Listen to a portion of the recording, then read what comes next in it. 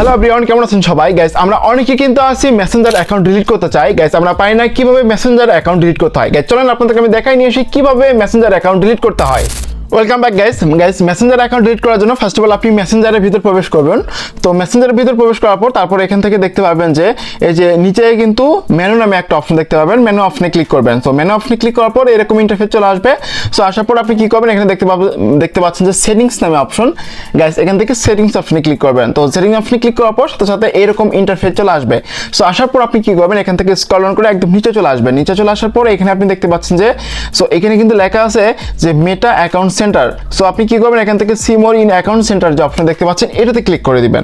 তো এটাতে ক্লিক করে দেওয়ার পর সাথে সাথে এরকম ইন্টারফেস আপনাদের মধ্যে চলে আসবে। সো আসার পর আপনি কি করবেন, নিচে যে একটা অপশন দেখতে পাচ্ছেন যে এখানে দেখতে পাচ্ছেন যে ম্যানেজ অ্যাকাউন্ট নামে অপশন। গাইস, এখান থেকে ম্যানেজ অ্যাকাউন্ট অপশনে ক্লিক করতে হবে।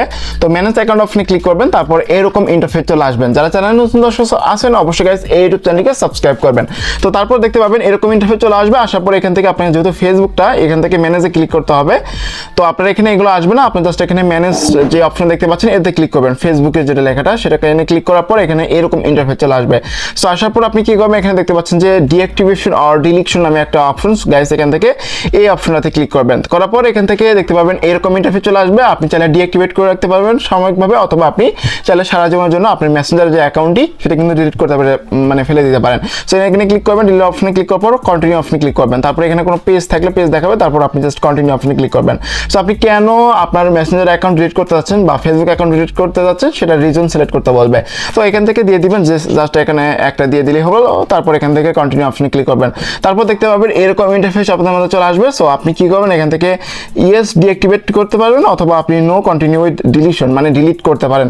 সো আমি ডিলিট করে দিচ্ছি। সো এই জন্য ডিলিট অপশনে ক্লিক করবেন। তারপর এরকম ইন্টারফেস চলে আসবে, একদম স্ক্রল করে নিচে চলে আসবেন। আসার পর এখান থেকে কন্টিনিউ অপশনে ক্লিক করবেন। সো কন্টিনিউ অপশনে ক্লিক করে দেওয়ার সাথে সাথে আপনার ফেসবুক অ্যাকাউন্টের পাসওয়ার্ড যাবে। তো আপনি এখানে জাস্ট আপনার ফেসবুক অ্যাকাউন্টের পাসওয়ার্ডটা দিবেন। আপনার ফেসবুক অ্যাকাউন্টের পাসওয়ার্ডটা এখানে এন্টার করবেন। করার পর এখান থেকে আপনি পাসওয়ার্ড দেওয়ার পর জাস্ট এখান থেকে কন্টিনিউ অপশনে ক্লিক করার পর এখানে কি হবে, দেখ কনফার্ম হবে। কনফার্মে ক্লিক করলে কিন্তু সাথে সাথে আপনার যে মেসেঞ্জার যে অ্যাকাউন্টটি সেটা কিন্তু ডিলিট হয়ে যাবে।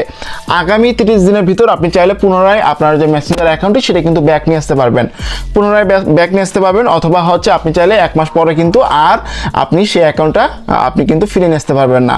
আর আরেকটি কথা, সেটা হচ্ছে আপনারা অনেকেই বলেন যে মেসেঞ্জার অ্যাকাউন্ট ডিলিট করলেই হয়ে যাবে।